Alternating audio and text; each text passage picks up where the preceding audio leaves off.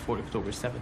The university was cracking down on Palestinian activism on campus. They pushed a certain narrative, a narrative that's supporting Israel, that's vilifying the Palestinians, and October 7th just gave them more opportunity to crack down more and more on us. I was born and raised in a Palestinian refugee camp in southern Damascus in Syria. My family's history in Palestine actually goes back to as long as my grandparent could trace it. They lived in a very small village right next to Tiberias. Mostly they were farmers. My grandmother, she used to tell us that she had Jewish neighbors. They would share a piece of land where they would farm it. Tiberias was one of the first cities that the Zionists targeted in 1948 with ethnic cleansing.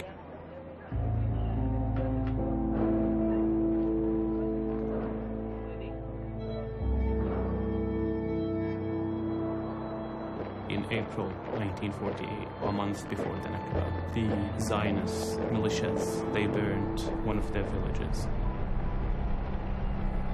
When they heard the news about it, they had to leave immediately. Some of the men went to fight. Big families, they had to go to Syria. My grandmother, she was pregnant at that time. She had to walk 40 miles. She gave birth on the way. When they arrived in the refugee camp, they thought it's just a matter of days until they would go back. They did not want to be killed because they heard about the horror stories across Tiberias. My dad was born in a tent. His family lived in that tent until like mid-70s when they upgraded to small structures. In the 90s, they finally kind of like had concrete buildings.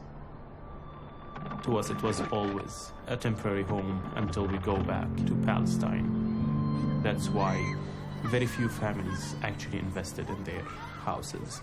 Not necessarily because they don't have the means, but because investing more in these houses means that they may forget Palestine. My parents, they've never been to Palestine. They live in Germany. They are trying to learn the language just to get the citizenship so they can go visit Palestine.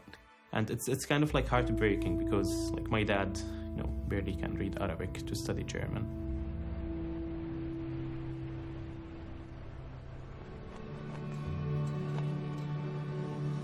This is the beginning of the end to the occupation.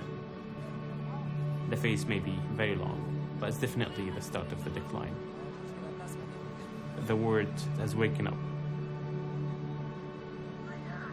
When the occupation ends, the first thing I would do, definitely going back to Palestine.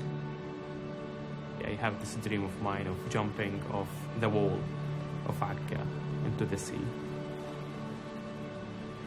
Then continue building a state for everyone, a state that embraces all its citizens, a state that values human lives.